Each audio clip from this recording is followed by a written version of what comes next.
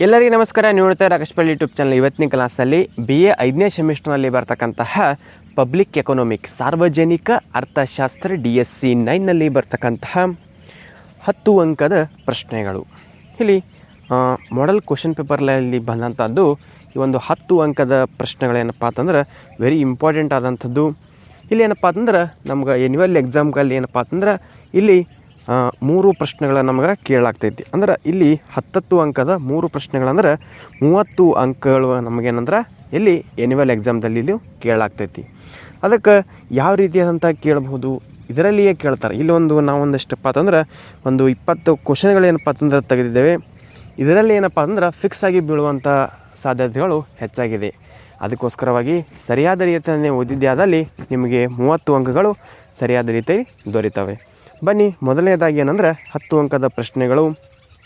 ಮೊದಲನೇ ಪ್ರಶ್ನೆ, ಸಾರ್ವಜನಿಕ ಸಮಾಜದ ಪರಮಹಿತ ತತ್ವವನ್ನು ವಿಮರ್ಶಾತ್ಮಕವಾಗಿ ಪರಾಮರ್ಶಿಸಿ ಅಂತಕ್ಕಂಥದ್ದು.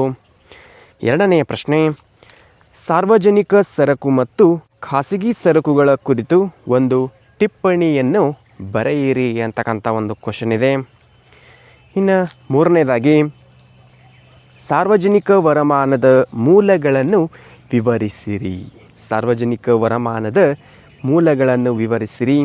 ಇನ್ನು ನಾಲ್ಕನೆಯ ಪ್ರಶ್ನೆ, ತೆರಿಗೆ ನಿಯಮದ ಕುರಿತು ಒಂದು ಸಮಗ್ರವಾದಂತಹದ್ದು ಒಂದು ಟಿಪ್ಪಣಿಯನ್ನು ಬರೆಯಿರಿ ಅಂತಕ್ಕಂಥದ್ದು.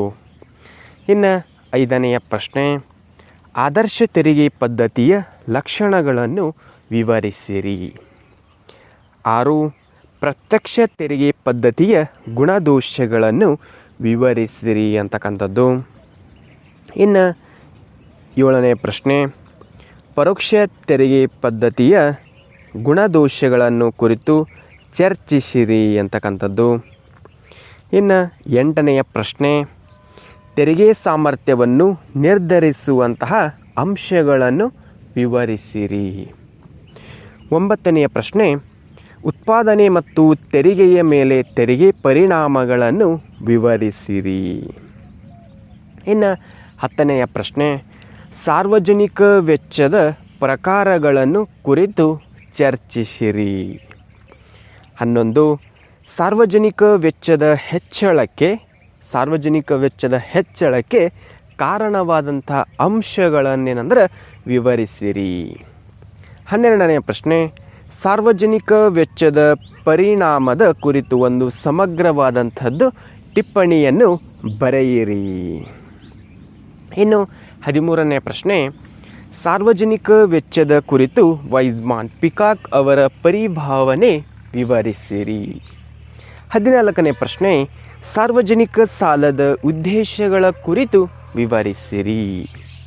15, ಸಾರ್ವಜನಿಕ ಸಾಲದ ಪರಿಣಾಮಗಳನ್ನು ವಿವರಿಸಿರಿ. ಇನ್ನು 16, ಸಾರ್ವಜನಿಕ ಸಾಲದ ಮೂಲಗಳನ್ನು ಪರಿಶೀಲಿಸಿರಿ. 17, ಸಾರ್ವಜನಿಕ ಸಾಲದ ಕುರಿತು ಕೇನ್ಸ್ ರವರ ದೃಷ್ಟಿಕೋನವನ್ನು ಪರಾಮರ್ಶಿಸಿರಿ. ಇನ್ನು 18ನೇ ಪ್ರಶ್ನೆ, ಸಾರ್ವಜನಿಕ ಸಾಲಕ್ಕೆ ಹೆಚ್ಚಳಕ್ಕೆ ಕಾರಣವಾದಂಥ ಕುರಿತು ಚರ್ಚಿಸಿರಿ. ಸಾರ್ವಜನಿಕ ಸಾಲದ ಹೆಚ್ಚಳಕ್ಕೆ ಕಾರಣಗಳ ಕುರಿತು ಚರ್ಚಿಸಿರಿ. ಇನ್ನು 19ನೆಯ ಪ್ರಶ್ನೆ, ಸಾರ್ವಜನಿಕ ಸಾಲವನ್ನು ಮರುಪಾವತಿಸುವ ವಿವಿಧ ವಿಧಾನಗಳನ್ನು ಕುರಿತು ವಿವರಿಸಿರಿ. ಇನ್ನು 20ನೆಯ ಪ್ರಶ್ನೆ, ಸಾರ್ವಜನಿಕ ಸಾಲದ ನಿರ್ವಹಣೆ ಕುರಿತು ಚರ್ಚಿಸಿರಿ. ಇನ್ನು 21ನೆಯ ಪ್ರಶ್ನೆ, ಕೊರತೆಯ ಪರಿಭಾವನೆಗಳ ಕುರಿತು ಚರ್ಚಿಸಿರಿ.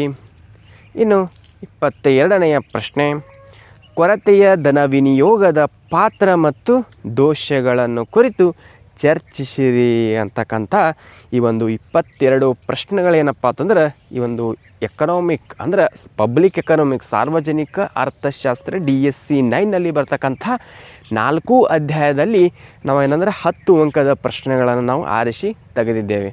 ಅದಕ್ಕೋಸ್ಕರವಾಗಿ ಇಲ್ಲಿ ವೆರಿ ಇಂಪಾರ್ಟೆಂಟ್ ಆದಂಥ ಪ್ರಶ್ನೆಗಳು ಹೆಚ್ಚಾಗಿದ್ದಾವೆ. ಅದಕ್ಕೆ ಏನಪ್ಪ ಅಂತಂದ್ರೆ ನೀವು ಸರಿಯಾದ ರೀತಿಯಾದಂಥ ಇಲ್ಲಿ ನೀವು ಅಭ್ಯಾಸ ಮಾಡಿದ್ದೇ ಆದಲ್ಲಿ ನಿಮಗೆ ಎನ್ಯುವಲ್ ಎಕ್ಸಾಮ್ದಲ್ಲಿ ಏನಂದ್ರೆ 30 ಅಂಕಗಳು ಫಿಕ್ಸ್ ಆಗಿ ಬರುವಂಥ ಚಾನ್ಸ್ 100% ಇದೆ ಅಂತಕ್ಕಂಥದ್ದು.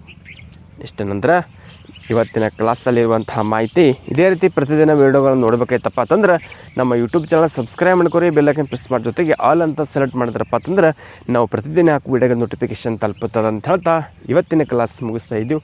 ಮತ್ತೆ ಮುಂದಿನ ಭಾಗದಲ್ಲಿ ಭೇಟಿಯಾಗೋಣ. ಧನ್ಯವಾದಗಳು.